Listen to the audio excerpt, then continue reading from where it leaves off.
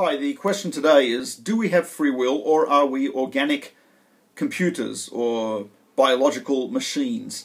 So the first point I have to make is that there are certain things we know, and we know in the depths of our beings, even though we cannot empirically prove them. For example, our own existence.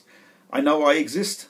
Cogito ergo sum. I think, therefore I am. But I don't even need that evidence. I exist, and I know I exist. If you would take away from me the knowledge of where Guangzhou is in China, I'd still exist. If you had taken away from me the knowledge of the acceleration rate of gravity, I would still exist. But to take away from me the knowledge that I exist, I would cease to exist.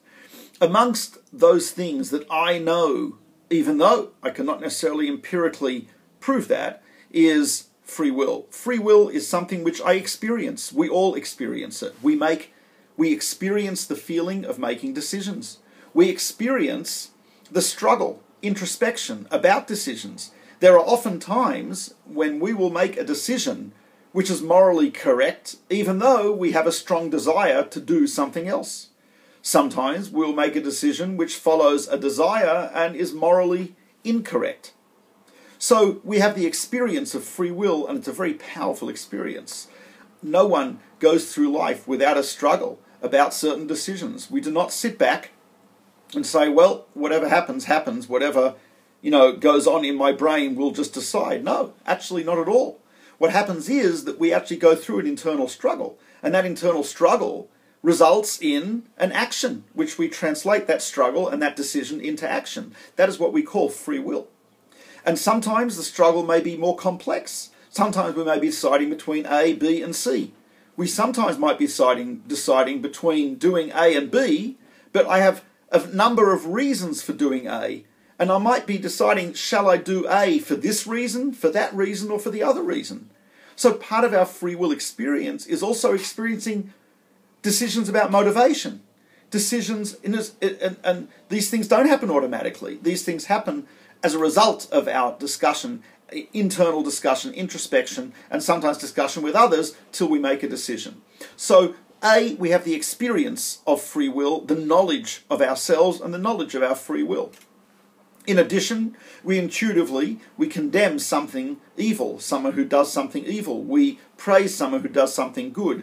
This shows that we believe there is free will there, because if there was no free will, why condemn someone who does evil? He is just a machine who is doing what he was programmed to do. Why praise someone who does good? He is a machine who is just following his programming. The very belief in morality shows an underlying belief and knowledge of free will, because without free will, morality would be very difficult to understand how there can be such a thing as good and evil. It's only good if I choose to do it, or if I can choose between good and evil. It doesn't make sense to have good and evil when we don't have choices. Everything is morally neutral in that sense, and yet we don't perceive it that way.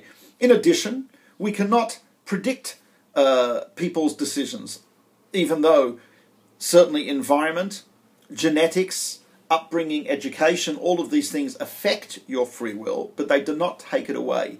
A person could be raised in a horrific, drug-ridden, gang-controlled neighborhood and turn out to be a wonderful person. They could make decisions to leave that environment. They could make decisions to change themselves, as people have done. A person could be brought up in the most wonderful environment, the best education, and they could deviate from that course and make a decision not to follow that. People regularly make decisions that go against their conditioning. We make decisions that go against our survival. A person may make a moral decision to save another in battle or in an extreme situation and sacrifice themselves to save another. That goes against all instincts. That goes against self-preservation, ego, basic the desire to propagate genes and so on and so forth, but we do that. So the experience of decision-making, the experience of clarification of motivations, the experience of condemning evil, praising good, the feeling that there is such a thing as morality, good and evil, and the unpredictability of the human condition and of human decisions, people making decisions against their background, their genetics, their programming, and so on and so forth. And, of course, in addition to that, people making decisions which go against some of the most basic human desires, which is to live, to exist, to survive, and based on moral, spiritual, and other grounds. Sometimes correct, sometimes incorrect. I'm not saying the decision's always correct, but that is a decision which is a result of a free will being making those decisions. The very fact that we have consciousness and can actually examine ourselves, meaning we can look into ourselves and think about what we are doing, why we're doing it, who we are, etc., indicates a spiritual or a non-material consciousness, this type of looking in on itself, something which a computer, organic or otherwise, is not able to do. The interaction with non-physical concepts, whether it be ethics, whether it be theoretical mathematics, whether it be things totally out of our experience, indicate a level of function of the human being which is not merely mechanistic, which is not merely causative.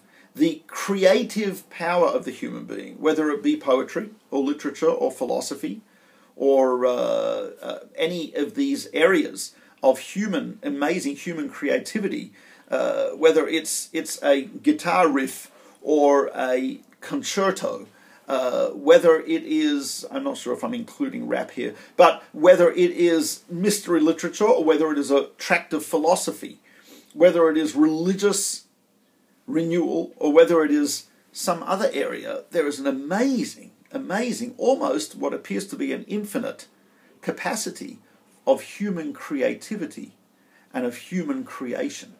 That is a result of free will.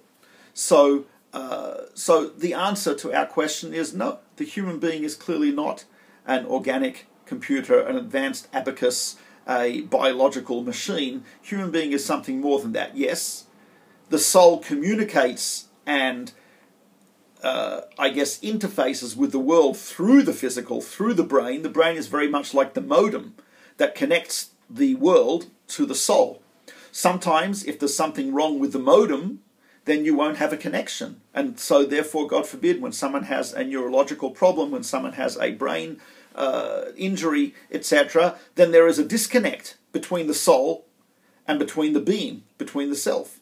But when things are functioning correctly, the soul, which is our spiritual source of free will, is connected to the physical world, interacts with the physical world, and the human being utilizes the free will of their soul to make these decisions and to actually create themselves. One of the greatest creations that we can do, we are creators because we are created in the image of God. Just as God is a creator and creates worlds, we are creators and create worlds. What worlds do we create?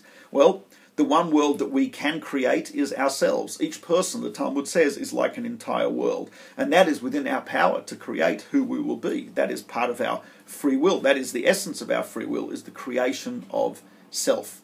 Of course, through the creation of self, we are affecting the reality of the world as a whole, the larger world. And so there's individual free will, and that individual free will accumulates and to a tipping point where it affects the universal nature of the humanity, the destiny of the world, and so on and so forth. So there's a tremendous power to our free will. Free will is at the essence of morality, it's the essence of creation, the essence of creativity, the essence of motivation, and that is what really makes a human human. And when one of the explanations of what is meant in the Torah, when the Torah tells us in Genesis that we were created in the image of God, is that we have this freedom, meaning the freedom to choose, the freedom to create, the freedom to act.